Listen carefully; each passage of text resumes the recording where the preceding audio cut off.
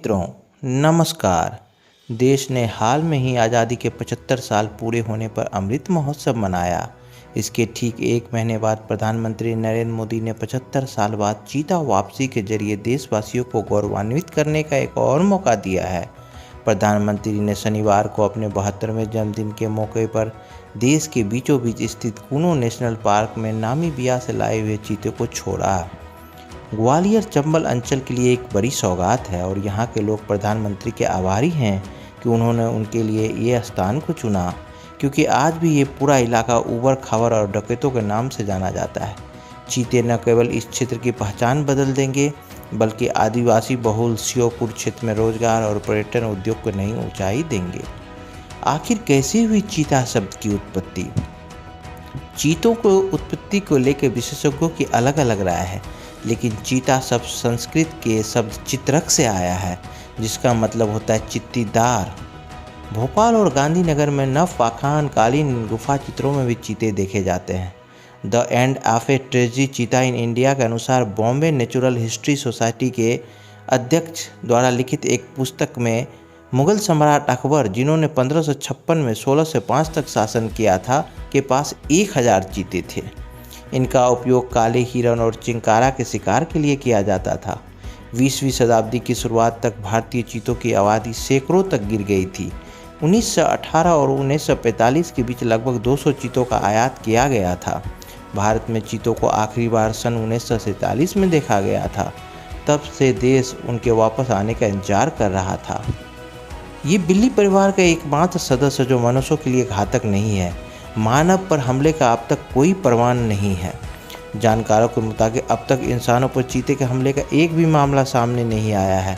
यही कारण है कि ईरान जैसे खाड़ी देशों में इसे पालतू जानवर के रूप में देखा जाता है। इन चीतों के आने से देश में बिल्ली प्रजाति के सभी 5 सदस्य भारत में होंगे। इससे पहले गुजरात एशियाई शेर और मध्य प्रदेश बाघों के लिए जाना जाता था। देश में क्लाउडेड तेंदुआ और बर्फीले क्षेत्र में पाए जाने वाले तेंदुआ पाया जाता है। आइए अब जानते हैं चीतों से जुड़े कुछ अनकहे तथ्य। दुनिया भर में 7100 चीतों का अनुमान है। एक स्वस्थ चीता 120 किलोमीटर प्रति घंटे की रफ्तार से दौड़ सकता है। सन 1952 में भारत में चीतों की विलुप्त घोषित किया गया था। देश में 12,852 तेंदुए हैं, जो बिग कैट फैमिली की प्रजातियों में सबसे ज़्यादा है। 1972 में देश में चीतों को फिर से बसाने के लिए पहला वन्यजीव संरक्षण अधिनियम बनाया गया था।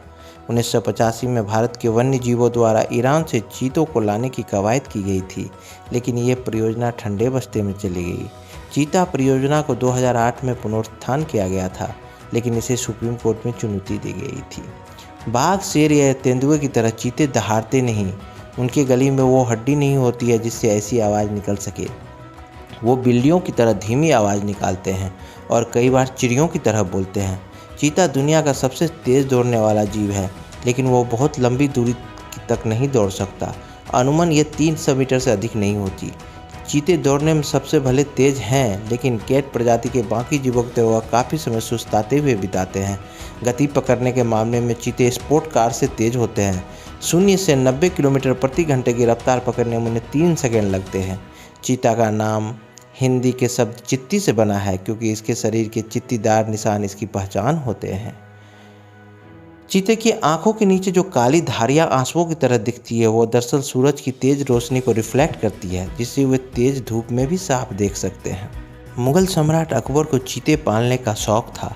वे अपने साथ चीतों को शिकार पर ले जाते थे, जो आगे आगे चलते थे, हिरणों का शिकार करते थे। भारत में चीतों को 1952 में लुप्त घोषित कर दिया गया था। अब एक बार फिर उन्हें दोबारा भारत में बसाने की कोशिश हो रही है।